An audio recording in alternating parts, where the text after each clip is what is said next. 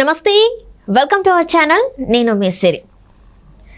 చంద్రబాబు నాయుడు గారు అయితే ఒక ఇంటర్వ్యూలో తను చేసిన కొన్ని వ్యాఖ్యలకి అక్కడున్న టాప్ మోస్ట్ జర్నలిస్ట్ అయితే మధ్యలోనే చేతులెత్తి దండం పెట్టడం జరిగింది. ఇంతకు చంద్రబాబు నాయుడు గారు అక్కడ ఏం మాట్లాడారు, ఎందుకు ఆ జర్నలిస్ట్ అంతగా అసలు నమస్కరించాల్సిన అవసరం ఏమొచ్చింది? కాకపోతే అక్కడ చంద్రబాబు నాయుడు గారు కొన్ని వ్యాఖ్యలు చేశారు. అవి ఏంటంటే, ఇండియా రాబోయే 2047లో టాప్ 1లో కానీ 2లో కానీ ఉంటుంది అని చెప్పడం జరిగింది. సో అసలు తన ఆ ఇంటర్వ్యూలో ఏం వ్యాఖ్యానించారు, ఏమేమి మాట్లాడారు, సో ఈ అంశాన్ని మనకు వివరించడానికి మనతో పాటు ఉన్నారు ప్రముఖ senior journalist doctor Durga Vadlamani గారు. నమస్కారం మేడం. నమస్తే మేడం. ఇక్కడ చూస్తున్నట్టయితే చంద్రబాబు నాయుడు గారు కొన్ని వ్యాఖ్యలు చేశారు ఒక ఇంటర్వ్యూలో. ఆ ఇంటర్వ్యూ మధ్యలోనే ఆ ఎవరైతే టాప్ మోస్ట్ జర్నలిస్ట్ ఉన్నారో క్వశ్చన్స్ అడిగే వ్యక్తి లేచి మధ్యలోనే దండం పెట్టడం జరిగింది. అంటే చంద్రబాబు నాయుడు గారు ఇండియా గురించి 2047లో ఇండియా ఎలా ఉండబోతుందో తను చెప్పడం వల్ల తను ఒక లాంటి ఎమోషనల్గా ఫీల్ అయిపోయి దండం పెట్టడం జరిగింది. సో అసలు ఎందుకు ఇలాంటి వ్యాఖ్యలు చేశారు సడన్గా చంద్రబాబు నాయుడు గారు? అంటే ఇప్పుడు ఎలక్షన్స్ టైంలో ఇలాంటి ఇంటర్వ్యూ ఇవ్వడం, ఆయన 2047 గురించి మాట్లాడడం, ఇదంతా అసలు మనం ఎలా చూడాలి? ఎందుకంటే ఇప్పుడు మనం ముందు చంద్రబాబు నాయుడు గారి గురించి చెప్పుకుందాం. ఇప్పుడు చంద్రబాబు నాయుడు గారు తెలుగుదేశం కూటమి ఇప్పుడు ఎలక్షన్స్లో ఆంధ్రప్రదేశ్లో కంటెస్ట్ చేస్తుంది. ఇప్పుడు ఆ కూటమి ముందుకు దూసుకెళ్ళిపోతుంది. ఈ నేపథ్యంలో ఒక ఆంగ్ల రిపోర్టరు ఒక ఆంగ్ల ఛానల్ కోసం రిపోర్టింగ్కి వచ్చాడు అతను. అయితే మనం ఇంతకుముందు కూడా చెప్పుకున్నాం, చంద్రబాబు నాయుడు గారిది 75 ఏళ్ల వయసులో ఆయన ప్రవేశించారు. 7 పదులు దాటినా కూడా ఆయన ఒక చిన్న అంటే ఒక యువకుడిలాగా he's working, he's attending per day 3 సభలు ఆయన అటెండ్ చేస్తున్నారు. అంటే చాలా ఉత్సాహంగా ఉల్లాసంగా పనిచేస్తున్నారు. ఆయన అన్ని రోజులు జైల్లో ఉన్నా కూడా దాని ఇంపాక్ట్ ఏం లేదు. ఎందుకంటే మనం తప్పు చేయనప్పుడు, మనం ప్రజలకు ఏదైనా చేయాలనుకున్నప్పుడు మనిషికి ఆ ఉత్సాహం అలాగే ఉంటుంది. That you can see in Chandrababu Naidu garu. And one more thing, ఆయన ఈ రోజుకి కూడా ఆంధ్రప్రదేశ్ని ఎట్లా డెవలప్ చేయాలి, ఈ రోజు ఆంధ్రప్రదేశ్ పరిస్థితి చూస్తే ఒక 2 దశాబ్దాలు వెనక్కి వెళ్ళిపోయింది.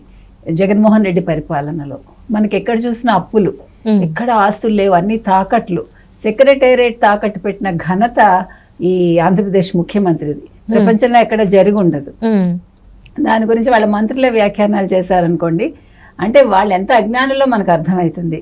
మనిషికి డబ్బు కావాలి అనుకోవచ్చు, కానీ దానికి సంపద సృష్టించాలి, లేదు కంపెనీలు పెట్టాలి, లేదు దానికి తగినట్టుగా ఐటీ కంపెనీలు తీసుకొచ్చి ఆ రకంగా మనం ఇప్పుడు ట్యాక్సులు వస్తాయి, మనకి ఇన్కమ్ పెరుగుతుంది, అవన్నీ చేయాలి. అంటే ఒక ఎకానమిస్ట్ కూడా ఉండాలి ఒక ముఖ్యమంత్రి అనేవాడు. ఎకానమీ ఆలోచించాలి, రాజనీతి అంటారు, అందుకే చాణుక్యుడిని చెప్తారు. చాణుక్యుడు అన్ని రకాలుగా కూడా అతను మౌర్య వంశంలో ఉండే ఆ రాజుకి అతను నేర్పిస్తాడు అన్ని, అతను వెనకాలండి. అందుకే చంద్రబాబు నాయుడిని చాణుక్య నీతి అంటారు ఆయనది. అంటే he can think, he can be always ahead of ఒక దశాబ్దం 2 దశాబ్దాలు ఉంటారు. ఇది మనం 2024లో ఉన్నాం. 2047 అంటే 2 దశాబ్దాల తర్వాత. సో ఆయన 2 దశాబ్దాల తర్వాత గురించి ఈరోజు ఆలోచిస్తున్నారు. ఇవాళ గురించి ఆలోచించట్లే, రేపటి గురించి ఆలోచించట్లే. So he's having that confidence, నేను చేయగలను, నేను ఉంటాను, నేను చేస్తాను అనే నమ్మకం ఉంది కాబట్టి ఆ వ్యక్తికి ఆయన మాట్లాడుతున్నారు. ఆయన ఆంధ్రప్రదేశ్ని ఈరోజు అప్పుల కుప్పగా ఉన్నా కూడా నేను హామీలు ఎందుకు ఇవ్వగలుగుతున్నారు? ఒక హామీ ఇచ్చారంటే నెరవేర్చగలిగితేనే మనం హామీలు ఇస్తాం. అది చంద్రబాబు నాయుడు చేస్తారు. ఈ రాష్ట్రం విడిపోయినప్పుడు మనం ఏ స్థితిలో మనకి రాష్ట్రం వచ్చింది? మనకి అప్పులతో వచ్చింది. ఆ రోజు మనకేమి ఆస్తులు లేవు. తెలంగాణకి ఆస్తులతో హైదరాబాద్ని అప్పచెప్పారు. ఇక్కడ ఐటీ కంపెనీలు ఉన్నాయి, అది ఎవరు పెట్టారు? ఆంధ్రప్రదేశ్కి చెందిన చంద్రబాబు నాయుడు పెట్టారు.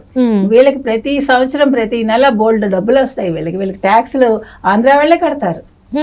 అటువంటి రాష్ట్రాన్ని వీళ్ళు పొందితే అప్పుల రాష్ట్రాన్ని మనం పొందాం. మనకు ఒక తలలేని మొండెల్లాగా మనకు ఒక రాజధాని లేకుండా మనకి రాష్ట్రం ఉంటే, ఆయన రాజధానిని అంటే స్క్రాచ్ నుంచి మొదలు పెట్టాం మనం. మనకు ఒక బిల్డింగ్ లేదు, ఒక చెట్టు కింద ఉన్నట్టే మనం. అటువంటి స్థితి నుంచి ఆయన ఒక 5 ఏళ్ళు ఆ పరిపాలన చేసినప్పుడు ప్రజలు ఆలోచించి ఓటు వేసుంటే ఈ 5 ఏళ్లలో మనం ఈ పాటికి మనకు ఒక రాజధాని అద్భుతంగా తయారై ఉండేది. మనం అన్ని రకాలుగా పరిశ్రమల్లో కూడా ముందుకెళ్ళి ఉండేవాళ్ళం. కానీ వాళ్ళు జగన్మోహన్ రెడ్డి మాటలకి మాయలో పడి ఓటు వేశారు. 5 ఏళ్ళు వాళ్ళు ఒక జీవిత కాలానికి సరిపడా నష్టాలను చవి చూశారు. ఈ టైంలో ఈయన 2047 గురించి నిన్న ఆ ఆ ఛానల్ ఎడిటర్కి ఇంటర్వ్యూ ఇచ్చినప్పుడు 2047 భారతదేశం నెంబర్ 1లో ఉంటుంది అని చెప్పారు.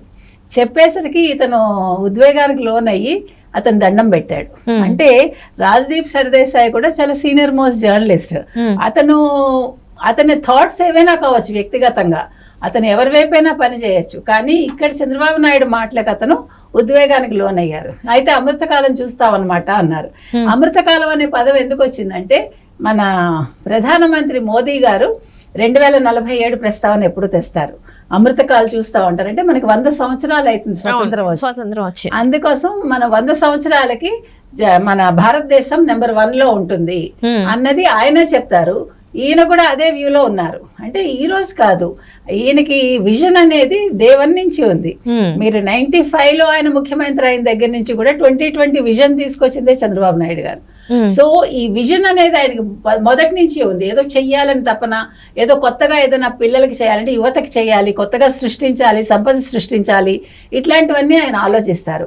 ఆ ఆలోచనలో నుంచే పుట్టుకొచ్చింది ఈ 2047. ఇంకొక విషయం ఏమన్నారంటే మొత్తం ఎంటైర్ వరల్డ్లో జ్యూస్ కంటే కూడా ఇండియన్స్ ముందు ఉండాలి అన్నారు. ఆ తర్వాత ఇంకో మాట ఏమన్నారంటే ఎలాగ భారతదేశం నెంబర్ 1లో ఉంటుంది, but my interest is Telugu వాళ్ళు నెంబర్ 1గా ఉండాలి.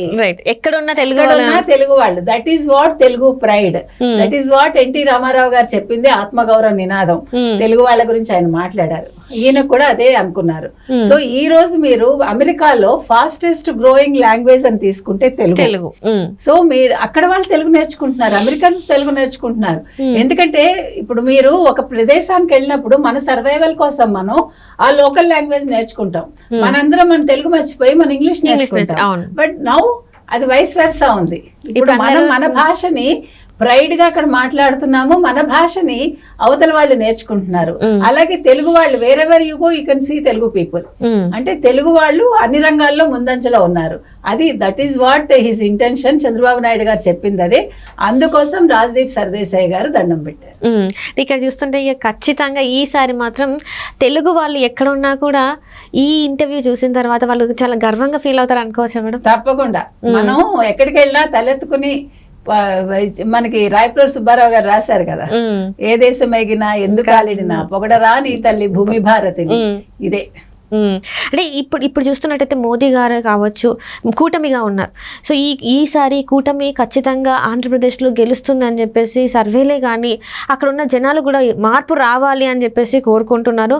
మరి ఏం జరగబోతుంది అంటారు? ఇప్పుడు 15 రోజులు 20 రోజులు కూడా లేదు మనకి ఎన్నికల సమయం. అయితే మే 11న పోలింగ్ ఉంది. సో ఇప్పుడు మరి ఏం జరగబోతుంది ఆంధ్ర రాష్ట్రంలో? ఎందుకంటే అందరి చూపు కూడా ప్రతిసారి ఎన్నికలు నడుస్తూ ఉంటాయి, కానీ ఈసారి మాత్రం అందరి చూపు ఏపీ వైపు ఉంది. అక్కడ ఏం జరగబోతుంది అంటారు? ఈసారి ఖచ్చితంగా కూటమి నెగ్గుతుందమ్మా. అది కూడా థంపింగ్ మెజారిటీ తోటి వస్తుంది. ఇప్పుడు మనం లెక్కలు చెప్పొద్దు, ఇంకా కొంచెం రోజులు ఆగుదాము, అందులో సందేహమే లేదు. బీజేపీ అందుకే కదా అన్ని ఆలోచించుకుని అన్ని సర్వేలు చేసుకుని గ్రాస్ రూట్ లెవెల్లో చూసుకుని అప్పుడు మళ్ళా వీళ్ళకి సపోర్ట్ చేసింది. లేకపోతే వైసీపీకే చేయొచ్చు కదా. ఈసారి వీళ్ళు విజయం సాధిస్తారని నమ్మకం ఉండబట్టే మోదీ అండ్ అమిత్ షా వీళ్ళతో కలిశారు. So let us wait and see. Right madam, right. Thank you so much madam.